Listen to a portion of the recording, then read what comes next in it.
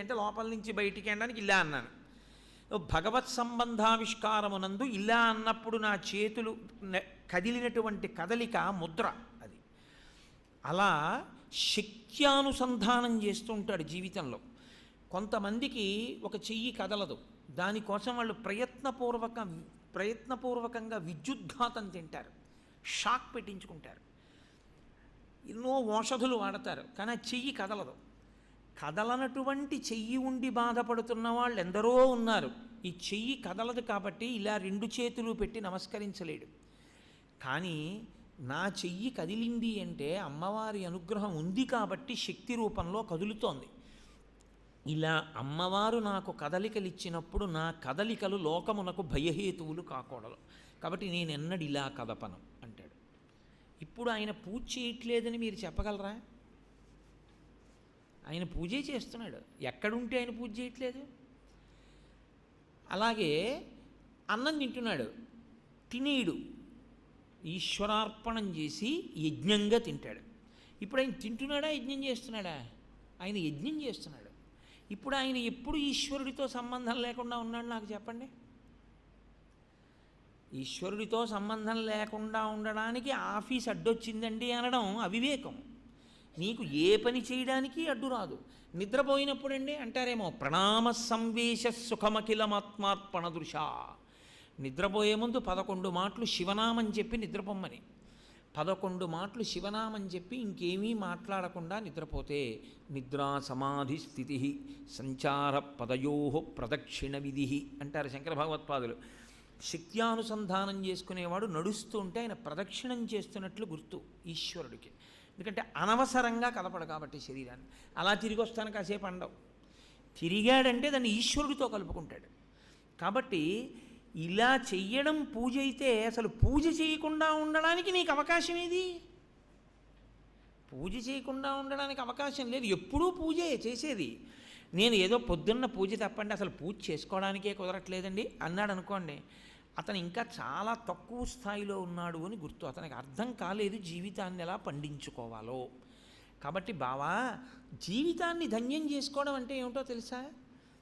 పంచేంద్రియములు మనసుతో కలవడమే. ఈ పంచేంద్రియములను మనసు ఎలా వాడుకుంటోంది అంటే ఈ వాడుకోవడం వెనకాతల సంస్కారం అని ఒకటి ఉంటుంది, వాసన. గత జన్మలలో ఏ కర్మలు చేయడానికి అలవాటు పడిపోయాడో ఆ కర్మలకి మనసు అలవాటు పడి ఉంటుంది. శరీరాన్ని వదిలిపెట్టినా ఆ వాసన ఉండిపోతుంది. ఓ కబ్బోర్డ్లో మీరు బాగా సువాసన వచ్చే అగరత్తులు 2 నెలలు ఉంచి అగరత్తులు తీసేశారనుకోండి, తీసేసిన తలుపు తీస్తే అగరత్తుల వాసన గొప్పమంటుంటుంది. అలా ఇందులో ఉన్నటువంటి మనసుకి ఏ తర్ఫీదు ఇచ్చేసానో ఈ శరీరాన్ని విడిచిపెట్టిన తర్వాత కూడా మనసు దాన్నే పట్టుకుని ఉంటుంది.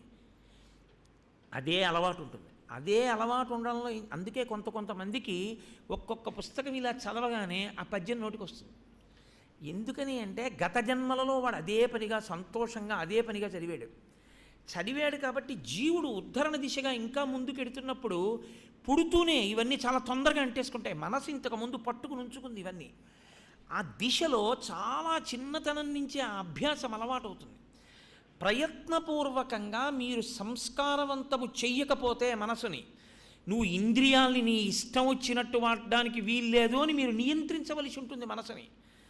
లేకపోతే ఇప్పుడు మీ పిల్లాడే, మీరు కోటీశ్వర్లే, 5 ఏళ్ల పిల్లాడు నాన్నగారండి నేను కారు డ్రైవ్ చేస్తానండి అని తాళం పెట్టి తిప్పబోతుంటాడు, ఒప్పుకుంటారా? తప్పు, వీల్లేదు, నీకు ఇవ్వంత కారు తాళాలు. పెద్దవాడు అయిన తర్వాత కారు నడుపుతావు. ఇప్పుడు కారు నడపడం ఏంటంటే అంట, అంతేగాని ఇస్తారా కారు తాళం? ఇవ్వరు. అలాగే మనసు ఇంద్రియాలని వాడుకోవడం విషయంలో మీరు యథేచ్ఛ అనుమతి ఇవ్వకూడదు. అలా నేను అనుమతించను. ఇంద్రియాన్ని వాడుకునే ముందు నేను అంగీకరిస్తేనే నువ్వు వాడుకోవలసి ఉంటుంది. నేను అన్నప్పుడు బుద్ధి అన్నమాట. అది శాస్త్రాన్ని ఆధారం చేసుకుని నిర్ణయం చేయాలి. ఇది చూడనా, తస్మాత్ శాస్త్రం ప్రమాణంతే. ఇది చూడవచ్చు చూడకూడదు బుద్ధి నిర్ణయం చేయాలి. అప్పుడు మనసు వాడాలి కంటిని. ఇది వినచ్చా వినకూడదా బుద్ధి నిర్ణయం చేయాలి, మనసుకి లొంగి నిర్ణయం కాదు. మనసు చెప్పిన దానికల్లా ఇంద్రియాలను వాడుకోవడం మొదలు పెడితే అభ్యున్నతి ఎక్కడ ఉంటుంది? బావా, నీకు ఈ వెర్రంతా ఎక్కడొచ్చిందంటే చచ్చిపోతాను చచ్చిపోతాను చచ్చిపోతానన్న బెంగ ఎక్కడొచ్చిందంటే గత జన్మలలో ఇంద్రియాల్ని మనసు ఎలా వాడుకుందో ఆ సంస్కారమును బట్టి జీవుని యొక్క కర్మలు ఆధారపడి ఉంటాయి. ఇప్పుడుండే కర్మలు దాన్ని బట్టి జనన మరణములు ఉంటాయి. అంతేకాని బావా నీ జన్మమునకు నీ మృత్యువునకు ఎవరో హేతువులని వారిని చంపితే కర్మ మరింత తీవ్రమవుతుంది. తీవ్రమై మరింత పాపాన్ని పొందుతావు. కాబట్టి ఈ లలనకు జన్మించిన కొమరిని వలన తెగిదనుచు గగనవాణి పలికెనంచు అలికెదవేని ఈ మృగాక్షికి కల కొమరుల చంపనిత్తు క్రమమున నీకు. ఎందుకు బావా అంత బాధపడిపోతావు? చచ్చిపోతాను చచ్చిపోతాను చచ్చిపోతానంటావేంటి? చచ్చిపోతానని బెంగపెట్టుకోకు. ఇది భాగవతంలో ఈ సందేశం ఒక్క కంసునకు మాత్రమే అని మీరు భావన చేయరాదు. సమస్త ఉపనిషత్తుల యొక్క రహస్యాన్ని ఆవిష్కరిస్తుంది దశమస్కంధం. మృత్యువు అనేటటువంటిది ఏర్పడి తీరవలసినటువంటి తప్పనిసరి పరిణామము. అసలు మనిషి అభ్యున్నతి ఎక్కడుంటుందో తెలుసా అండి? దీన్ని మీరు అంగీకరించిన ఉత్తర క్షణంలో పాపకర్మాచరణం ఆగిపోతుంది. ఇది వెళ్ళిపోతుంది అని నేను అంగీకరించాను అనుకోండి, ఇది అందుకే అసలు నేను ఆ మాట చెప్తే మీకు కొంచెం కఠినంగా ఉంటుంది, కానీ అప్పుడప్పుడప్పుడప్పుడు కాసేపు ఆలోచన చేయమంటారు. ఇది పడిపోతుంది కదా, పడిపోతే ఏమవుతుంది? దీన్ని పట్టుకెళ్ళి ఓ 4 కర్రలకు కట్టేస్తారు, ఎక్కడికో తీసుకెడతారు, అక్కడ ఒక గాత తవ్వి అందులో పడేస్తే కప్పెట్టేస్తారు, లేకపోతే కట్టెల మీద పెట్టి కాల్చేస్తారు. కాల్చేసినప్పుడు ఇదంతా కాలిపోతుంది. అస్థి సంచయనం రోజున కొడుక కింద ఉన్న ఎముకలు ఏరి పిడతలో పెట్టి శ్మశానం లాకర్లో పెడతాడు, తర్వాత గంగా నదిలో కలిపేస్తారు. అలా నేను ఎంతమందిని చూశాను. ఇది కూడా వెళ్ళిపోతుంది. వెళ్ళిపోయిన తర్వాత మరి జీవుడు ఏమవుతాడు? ఈశ్వరుడు ప్రశ్న వేస్తాడు. అప్పుడు ఏం చేసావని అడుగుతాడు. అప్పుడు చెయ్యకూడనివి చెప్తున్నప్పుడు నేను భయపడతాను. చేసినవి మంచివి చేయవలసినవి చెప్తున్నప్పుడు భయం ఉండదు. వీడు శారదాపరమేశ్వరి దేవస్థానంలో ప్రదక్షిణం చేశాడండి అని చెప్తుంటే చంకలు కొట్టుకుంటాం. మంచి మాట చెప్తున్నాడు. చెయ్యకూడని పని ఏదో చేశాడని చెప్తున్నాడు అనుకోండి, అయ్యో బాబోయ్ ఇప్పుడు ఏమంటాడో అని భయం పట్టుకుంటాం. ఆ భయం ఎందుకు వస్తుందో తెలుసా అండి? నిషిద్ధ కర్మని భంజించే శక్తి ఎక్కడ వస్తుందంటే ఇది విడిచిపెడతానన్న విషయాన్ని అంగీకరించాలి. మృత్యువు సత్యమని అంగీకరిస్తే పాపకర్మ చేయలేరు. మా ఇంటి పక్కవాడు చేతకాక చచ్చిపోయాడు, మా నాన్నగారు చేతకాక చనిపోయారు, నేను చచ్చిపోతాను ఏమిటండి అన్నవాడు ఏమైనా చేస్తాడు కదా. నేను ఫైల్ రాస్తే లోపల ఆఫీసర్ గారు చూస్తాడు, అలా ఏం సంతకం పెట్టాయన. ఆయన చదివి ఇష్టం వచ్చినట్టు రాస్తే లోపలికి పిలిచి ఏమిటా ఈ రాయడం అని అడుగుతాడు. ఇదే రూల్ పొజిషను, ఇలా ఎలా రాశావు, నేను గ్రాంట్ చేయొచ్చని. నీ నోటింగ్స్ పెట్టుకుని నేను సంతకం పెట్టుంటే ఇదే రాసే విధానం అని ఒక మాట అడుగుతాడు, 2 మాటలు అడుగుతాడు, 3వ మాట సస్పెండ్ చేస్తాడు. నీకు నెలకి 15,000 ఇచ్చినవాడే నువ్వు రూల్ ప్రకారం ఫైల్ రాయకపోతే పట్టుకుంటే నీకు శరీరం ఇచ్చినవాడు పట్టుకోవడం ఎందుకు అనుకుంటున్నావు? కాబట్టి ఇది పడిపోయిన తర్వాత వాడి ముందు నించుంటాను, ఫైల్ తప్పు రాశాక లోపలికి వెళ్ళినట్టు. కాబట్టి వాడి దగ్గరికి వెళ్ళి నించున్నప్పుడు నేను సిగ్గుతో తల వంచుకునే పని చెయ్యొద్దు అనుకున్ననాడు అసలు ఇది పడిపోతుందన్న సత్యాన్ని అంగీకరించవలసి ఉంటుంది. అసలు దాని గురించి ఎందుకంటే ఇప్పుడు అలా మాట్లాడకండి. అందుకే మన వాళ్ళ దగ్గర ఉన్న పెద్ద ఇబ్బంది అల్లా ఎక్కడో తెలుసా అండి? పిల్లలు యథాంతం విందాం అనుకున్నారు అనుకోండి, ఇప్పటి నుంచి నీకెందుకురా, పోనీ ఒంట్లో ఓపిక ఉన్ననాడు విందాం, ఇప్పటి నుంచి ఎందుకు? నాతో కొంతమంది అంటూ ఉంటారు, కోటేశ్వర రిటైర్ అయిపోయిన తర్వాత ఇంకా మీ వెంటేనండి అంటుంటారు. నేను అప్పుడు అనుకుంటుంటాను, నువ్వెందుకు నాకు బరువు అనుకుంటుంటాను. ఎందుకు వాడు తలంతా నిలిచిపోయిందా?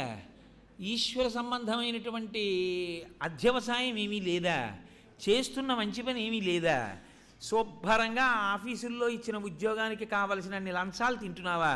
నువ్వు నా వెనకాల రిటైర్ అయిపోయి వాళ్ళు తోసేశాక నాకెందుకు? నువ్వు అసలు రిటైర్ అయిపోయిన తర్వాత నా వెంట నువ్వు ఉండడానికి ఈశ్వరుడు అంగీకరిస్తాడని ఎక్కడుంది? కాబట్టి అదొక వెర్రి. వేదాంతం అంటే ఎప్పుడు అంటే పనికి మాలిన స్థితి వచ్చినప్పుడు, అప్పుడు నువ్వు చేయడానికే ఉంటుంది. వేదాంతం తెలుసుకుని వేదాంతం తెలుసుకోవలసింది ఒంట్లో ఓపికండి చెయ్యవలసిన రోజుల్లో నేర్చుకుంటే చెయ్యకూడనివి చెయ్యకుండా ఉండొచ్చు. చెయ్యవలసినవి చేయడం కన్నా చెయ్యకుండా ఉండవలసినవి చెయ్యకుండా ఉండడం చాలా ప్రధానం. అది చాలా ప్రమాదహేతు.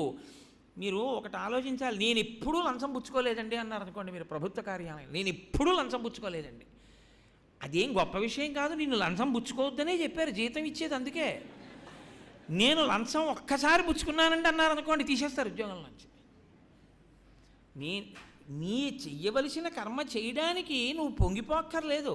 నువ్వు చెయ్యకూడని పని చేయకుండా ఉండడానికే నిగ్రహం కావాలి. దానికి నువ్వు ఒక సత్యాన్ని అంగీకరించవలసి ఉంటుంది, శాస్త్రాన్ని అంగీకరించవలసి ఉంటుంది. ఇన్ని చెప్పాడు, వినలేదు, వాడే కంసుడు. ఇప్పుడు నాకు ఒక్క మాట చెప్పండి, కంసుడు ఎక్కడున్నాడు అని నేను తీర్పులు చెప్పను, మీ ఇష్టం. కాబట్టి ఆయన అన్నాడు, వసుదేవుడు ఎంత చెప్పినా వినలేదు కాబట్టి ఇప్పుడు ఆయనే ఆలోచించుకున్నాడు. ఇప్పుడు వీడు మారడం మాట దేవుడు ఎరుగు, వీడి ఎంత అంత పెద్ద వైరాగ్యం రావడం మాట దేవుడు ఎరుగు. వీడి మనసు అలా వినదని తెలిసిపోతుంది, దానికి సంస్కారం లేదు. కానీ నాకు ఒక కర్తవ్యం ఉంది.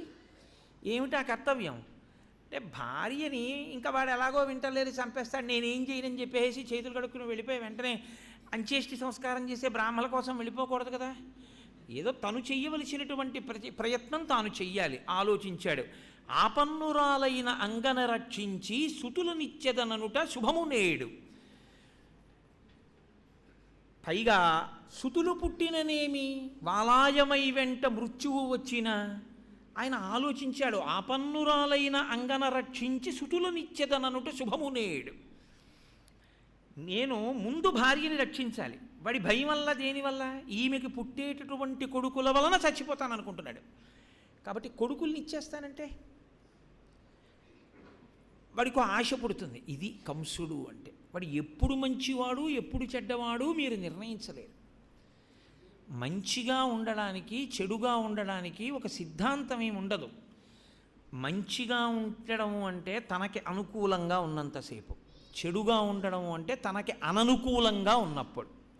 కాబట్టి మీదెవ్వడెరుగును మెలత ప్రాణములతో మెలిగిన మరునాడే మెరనాదే, బ్రహ్మ వలన వీడు పాటేమి పొందుక యుండనే సదుపాయమొకటి లేదే, సుతులు పుట్టిననేమి సుతులకు మృత్యువు వాలాయమై వెంట వచ్చనేని, పొంత మాకులవాణ్ణి దహించకపోయి వహ్ని ఎగసి దవ్వులవాణ్ణి దహించు భంగి, కర్మవశమున భవమృతి కారణములు తెలిసి వెరగొంద ఇక నేల తొట్టుపడగా అనుకున్నాడు మనసులో ఆయన. వీడు చచ్చిపోతానన్న బెంగలో ఉన్నాడు. చచ్చిపోతానన్న బెంగలో ఉన్నవాణ్ణి ఏమార్చడానికి ఇప్పుడు ఒకటే చెప్పాలి. ఏమయ్యా, నిన్ను చంపేసేది ఈవిడ కొడుకులు కానీ నువ్వు ఈవిడ కాదుగా.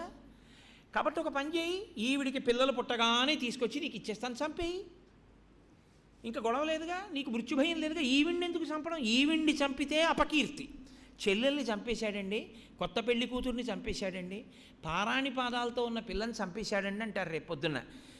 పుట్టిన పిల్లల్ని చంపేస్తే మరి అశరీరవాణి చెప్పిందండి, పుట్టిన పిల్లల్ని చంపకపోతే వాడు చచ్చిపోతాడు, అందుకని పాపం ఆత్మరక్షణార్థం చంపాడు, తప్పే ఉందండి అంటారు. అందుకని బావా నీకు గౌరవం చెడదు, నీ చెల్లెలు గౌరవం చెడదు, నీ మృత్యుహేతు వల్ల భయం లేదు, కాబట్టి పుట్టిన పిల్లల్ని పుట్టినట్టు తెచ్చి ఇచ్చేస్తారు అని మనసులో అనుకున్నాడు. బ్రహ్మ వలన వీడు పాటేమి పొందుక యుండనే సదుపాయం ఒకటి లేదే. 8వ గర్భంలో పిల్లాడు పుట్టేటప్పటికి 12 ఏళ్ళు అవుతాయి. 12 ఏళ్ల వరకు అసలు వీడు ఉంటాడని నమ్మకం? పరమేశ్వరుడు కదా నిర్ణయించేది ఆయుర్దాయాన్ని. ఏ వస్తువు ఉండాలి, ఏ వస్తువు ఉండకూడదు అన్నది నిర్ణయించేటప్పుడు ఈశ్వరుడు ఆ వస్తువు ఇంకా కొంతకాలము ఉండవచ్చు అన్నది నిర్ణయం చేసేటప్పుడు ఆ పుణ్యాన్ని, ఆ మంచినే ఆధారం చేసుకుని ఇస్తాడు. కాబట్టి పొంత మాకులవాన్ని దహించకపోయి వహ్ని, అరణ్యంలో దావాగ్ని అంటుకుంటుంది. అంటుకున్నప్పుడు అక్కడే కొన్ని ఎండు గడ్డి పరకలు పడి ఉంటాయి. ఆ గడ్డి పరకల్ని కాల్చడం మానేసి ఎక్కడో ఉన్న చెట్లన్నీ అంటుకుపోయి కాలిపోతాయి. అక్కడ ఉన్న గడ్డి పరకలు అలాగే ఉంటాయి. ఏమనాలి? పొంతమాకులవాని దహించకపోయి వహ్ని ఎగసి దవ్వులవాని దహించు భంగి, కర్మవశమున భవమృతి కారణములు. చేసుకున్న కర్మని బట్టి పుడతారు, చేసుకున్న కర్మని బట్టి చచ్చిపోతారు. పునర్జన్మ సిద్ధాంతం మీద నమ్మకం లేనటువంటి ఒక ఆవిడ విదేశాల నుంచి వచ్చి, చంద్రశేఖరేంద్ర సరస్వతి నడిచే దేవుడు మహానుభావుడు, కంచికామకోటి పీఠాధిపత్యం వహించిన మహాపురుషులు ఒకచోట పర్ణశాలలో కూర్చునుండగా ఆయన నీళ్ళు అడిగింది, అసలు చేసుకున్న పాపపుణ్యాల్ని బట్టి మనుషులు పుడతారు అని నమ్మకం ఏమిటని అడిగింది ఆవిడ. ఏమీ అనలేదు పరమాచార్య స్వామి గారు. అంతేవాసిని పిలిచి, ఇక్కడ దగ్గరలో ప్రసూతి కేంద్రం ఎక్కడుందని అడిగారు. ఇక్కడే దగ్గరలో ఉందన్నారు. ఈవిడ్ని తీసుకెళ్ళండి, అమ్మ మీరు వెళ్ళి ఎన్ని గదులు ఉన్నాయో, ఎన్ని గదుల్లో 24 గంటల్లో ఏ తల్లిదండ్రులకి ఏ పిల్లలు పుట్టారో వ్రాసుకుని రండి అన్నారు. నేను అడిగిన ప్రశ్నకి జవాబు చెప్పండి అంది ఆవిడ. చెప్తాను, ఇది